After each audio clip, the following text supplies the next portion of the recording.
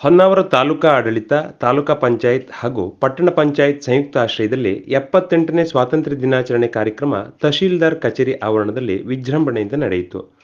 ಧ್ವಜಾರೋಹಣವನ್ನು ತಹಶೀಲ್ದಾರ್ ರವಿರಾಜ್ ದೀಕ್ಷಿತ್ ನೆರವೇರಿಸಿದರು. ನಂತರ ಮಾತನಾಡಿದ ಅವರು, ಭಾರತವು ಪ್ರಗತಿ ಪಥದಲ್ಲಿ ಸಾಗಲು ನಮ್ಮೆಲ್ಲರ ಪ್ರಾಮಾಣಿಕವಾದ ಸೇವೆ ಅತಿ ಅಗತ್ಯವಾಗಿದ್ದು, ಆ ದಿಸೆಯಲ್ಲಿ ಎಲ್ಲರೂ ಪ್ರಯತ್ನಿಸೋಣ. ಜಲಧಾರೆ, ಹಸಿರು ಹಂದರ, ಕಡಲ ತೀರ, ಸುಂದರ ಗಿರಿಶಿಖರ, ನಿಸರ್ಗ ಸ್ವರ್ಗದಲ್ಲೊಂದು ಸುಂದರ ನಗರ ನಮ್ಮ ಹೊನ್ನಾವರ ಪ್ರಾಕೃತಿಕವಾಗಿ ಸಂಪದ್ಭರಿತವಾದ ನೆಲ, ಧಾರ್ಮಿಕವಾಗಿ ಸಾಂಸ್ಕೃತಿಕವಾಗಿ ಶ್ರೀಮಂತವಾದ ನೆಲ ಇದು. ಇಂತಹ ಶ್ರೀಮಂತ ನೆಲದಲ್ಲಿ ನಾವೆಲ್ಲ ಸ್ವಾತಂತ್ರ್ಯೋತ್ಸವದ ಸಂಭ್ರಮದಲ್ಲಿದ್ದೇವೆ. ಭಾರತಕ್ಕೆ ಸ್ವಾತಂತ್ರ್ಯ ಬ್ರಿಟಿಷರಿಂದ ಸುಲಭವಾಗಿ ದೊರೆಯಲಿಲ್ಲ. ಇದಕ್ಕಾಗಿ ಹಲವಾರು ವರ್ಷಗಳ ಹೋರಾಟದಲ್ಲಿ ಒಂದು ಗುಂಪು ಹಿಂಸೆಯ ಮಾರ್ಗವನ್ನು ಹಿಡಿದರೆ ಇನ್ನೊಂದು ಗುಂಪು ಅಹಿಂಸೆಯ ಮಾರ್ಗವನ್ನು ಹಿಡಿದು ಹೋರಾಡಿತು. ಇಬ್ಬರ ಗುರಿಯೂ ಒಂದೇ ಆಗಿತ್ತು. ಅದೇ ವಂದೇ ಮಾತರಂ ಎಂಬ ತತ್ವ ಭಾರತವನ್ನು ಸ್ವತಂತ್ರಗೊಳಿಸಿತು. ಭಾರತವನ್ನು ಅಭಿವೃದ್ಧಿ ಹೊಂದುತ್ತಿರುವ ರಾಷ್ಟ್ರ ಎಂದು ಈ ಹಿಂದೆ ಕರೆಯುತ್ತಿದ್ದರು. ಆದರೆ ಇಂದು ಅಭಿವೃದ್ಧಿ ಹೊಂದಿದ ರಾಷ್ಟ್ರದ ಪಟ್ಟಿಯಲ್ಲಿ ನಮ್ಮ ಭಾರತ ದೇಶದ ಹೆಸರನ್ನು ನೋಡಬಹುದು. ಇದು ನಮ್ಮೆಲ್ಲರ ಹೆಮ್ಮೆಯಾಗಿದೆ. ಭಾರತ ಈಗ ರಾಜಕೀಯ, ಸಾಮಾಜಿಕ, ಆರ್ಥಿಕ, ಮೂಲಸೌಕರ್ಯ, ಕೃಷಿ, ವಿಜ್ಞಾನ, ತಂತ್ರಜ್ಞಾನ, ಖಗೋಳಯಾನ ಆದಿಯಾಗಿ ಎಲ್ಲ ಕ್ಷೇತ್ರಗಳಲ್ಲಿ ತನ್ನದೇ ವಿಶೇಷತೆಯಿಂದ ಮೆರೆಯುತ್ತಿದೆ. ಇಂತಹ ನಮ್ಮ ನೆಲದ ರಾಷ್ಟ್ರದ ಹಬ್ಬವನ್ನು ನಾವಿಂದು ಸಂಭ್ರಮದಿಂದ ಆಚರಿಸಿದ್ದೇವೆ. ಇಷ್ಟೆಲ್ಲ ಮುಂದುವರಿದರೂ ನಮ್ಮೆದುರು ಅನೇಕ ಸವಾಲುಗಳಿವೆ. ಕಳೆದ ಹಲವು ದಿನಗಳಿಂದ ನಾವೆಲ್ಲ ಗಮನಿಸುತ್ತಿದ್ದೇವೆ. ಪ್ರಕೃತಿ ವಿಕೋಪಗಳು ನಮ್ಮನ್ನು ತತ್ತರಿಸುವಂತೆ ಮಾಡಿವೆ. ಅತಿಯಾದ ಮಳೆಯಿಂದ ಹಾಗೂ ಮಾನವನ ಅವೈಜ್ಞಾನಿಕ ಕೆಲಸಗಳಿಂದ ನಾವು ಗುಡ್ಡ ಕುಸಿತ, ನೆಲ ಕುಸಿತ, ನೆರೆಹಾವಳಿ, ಬರ ಮುಂತಾದವುಗಳನ್ನು ಎದುರಿಸಬೇಕಾದ ಪರಿಸ್ಥಿತಿ ಬಂದಿದೆ. ಶಿರೂರು ಗುಡ್ಡ ಕುಸಿತವು ಆಧುನಿಕ ತಂತ್ರಜ್ಞಾನಕ್ಕೂ ಸವಾಲಾಗಿ ಪರಿಣಮಿಸಿದೆ. ಹೀಗೆ ಹೆಸರಿಸುತ್ತಾ ಹೋದರೆ ಅನೇಕ ದುರಂತಗಳು ನಮ್ಮ ಕಣ್ಣೆದುರು ಬರುತ್ತದೆ. ಈ ಸಂದರ್ಭದಲ್ಲಿ ನಿರಾಶ್ರಿತರಿಗೆ, ಜೀವತೆತ್ತವರ ಕುಟುಂಬಗಳಿಗೆ ನಮ್ಮಿಂದ ಸಹಾಯ ಸಹಕಾರ ದೊರೆಯುವಂತಾಗಲಿ. ನಾವೆಲ್ಲರೂ ಭಾರತೀಯರು ಎಂಬ ಹೆಮ್ಮೆ ಇದ್ದಾಗ ಮಾತ್ರ ನಮ್ಮಲ್ಲಿ ಐಕ್ಯತೆ, ಅಭಿಮಾನ ಮೂಡಲು ಸಾಧ್ಯ. ರಾಷ್ಟ್ರದ ಸರ್ವಾಂಗೀಣ ಅಭಿವೃದ್ಧಿ ಹಾಗೂ ರಾಷ್ಟ್ರದ ರಕ್ಷಣೆಗೆ ನಾವೆಲ್ಲ ಕಟಿಬದ್ಧರಾಗೋಣ. ನಾವು ಬ್ರಿಟಿಷರಿಂದ ಸ್ವಾತಂತ್ರ್ಯವನ್ನು ಪಡೆದುಕೊಂಡಿದ್ದೇವೆ. ಭಾರತಕ್ಕೆ ಸ್ವಾತಂತ್ರ್ಯ ಬ್ರಿಟಿಷರಿಂದ ಸುಲಭವಾಗಿ ದೊರೆಯಲಿಲ್ಲ.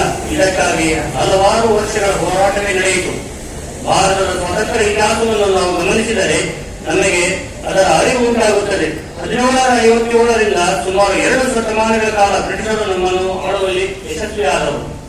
ಅಷ್ಟೇ ಅಲ್ಲದೆ ಭಾರತೀಯರ ಮೇಲೆ ದಬ್ಬಾಳಿಕೆಯನ್ನು ನಡೆಸಿದರು.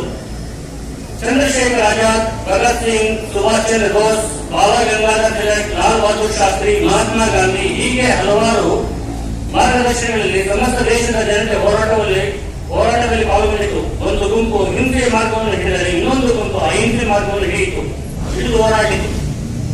ಇಬ್ಬರ ಗುರಿ ಒಂದೇ ಆಗಿತ್ತು. ಅದೇ ಒಂದೇ ಮಾತರಂ ಎಂಬ ತತ್ವ ಭಾರತವನ್ನು ಸ್ವತಂತ್ರಗೊಳಿಸಿತು. ಹೀಗೆ ಹೋರಾಟ, ಸತ್ಯಾಗ್ರಹ ಚಳವಳಿ ಮತ್ತು ಬಲಿದಾನಗಳ ಮೂಲಕ ಕೊನೆಗೂ 1947 ಆಗಸ್ಟ್ 14ರ ಮಧ್ಯರಾತ್ರಿಯಲ್ಲಿ ಭಾರತಕ್ಕೆ ಸ್ವಾತಂತ್ರ್ಯ ದೊರಕಿತು. ನಾವು ಸ್ವತಂತ್ರರಾದವು. ಇಂದು ಭಾರತ ಪ್ರಗತಿಪಥದಲ್ಲಾಗುತ್ತಿದೆ. ಜಗತ್ತಿನಲ್ಲಿ ಗೌರವ ಸ್ಥಾನವನ್ನು ಪಡೆದುಕೊಂಡಿದೆ. ನಾವೆಲ್ಲರೂ ಚಿಕ್ಕವರಿದ್ದಾಗ ಭಾರತವನ್ನು ಅಭಿವೃದ್ಧಿ ಹೊಂದುತ್ತಿರುವ ರಾಷ್ಟ್ರ ಎಂದು ಕರೆಯುತ್ತಿದ್ದರು. ಆದರೆ ಇಂದು ಅಭಿವೃದ್ಧಿ ಹೊಂದಿದ ರಾಷ್ಟ್ರ ಪಟ್ಟಿಯಲ್ಲಿ ನಮ್ಮ ಭಾರತ ದೇಶ ಹೆಸರನ್ನು ನೋಡಬಹುದು. ಇದು ನಮ್ಮೆಲ್ಲರ ಹೆಮ್ಮೆಯಾಗಿದೆ.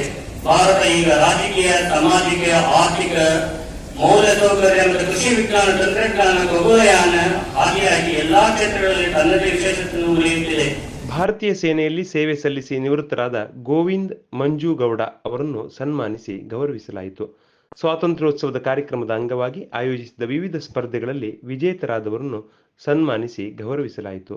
ಈ ವೇಳೆ ಗ್ರೇಡ್ 2 ತಹಶೀಲ್ದಾರ್ ಉಷಾ ಪಾವಸ್ಕರ್, ತಾಲೂಕಾ ಪಂಚಾಯತ್ ಕಾರ್ಯನಿರ್ವಹಣಾಧಿಕಾರಿ GS ನಾಯ್ಕ್, ಪಟ್ಟಣ ಪಂಚಾಯತ್ ಮುಖ್ಯಾಧಿಕಾರಿ ಯೇಸು ಬೆಂಗಳೂರು, ಯುವಜನ ಸೇವಾ ಕ್ರೀಡಾಧಿಕಾರಿ ಸುದೀಶ್ ನಾಯ್ಕ್, ಪಟ್ಟಣ ಪಂಚಾಯಿತಿ ಸದಸ್ಯರು, ಕಂದಾಯ ಹಾಗೂ ಪಟ್ಟಣ ಪಂಚಾಯಿತಿ ಸಿಬ್ಬಂದಿಗಳು, ವಿವಿಧ ಪಕ್ಷದ ಪ್ರಮುಖರು, ಸಂಘಟನೆಯ ಪ್ರಮುಖರು, ಅಧಿಕಾರಿಗಳು, ಸಿಬ್ಬಂದಿಗಳು, ಶಿಕ್ಷಕರು ಹಾಗೂ ವಿದ್ಯಾರ್ಥಿಗಳು ಉಪಸ್ಥಿತರಿದ್ದರು.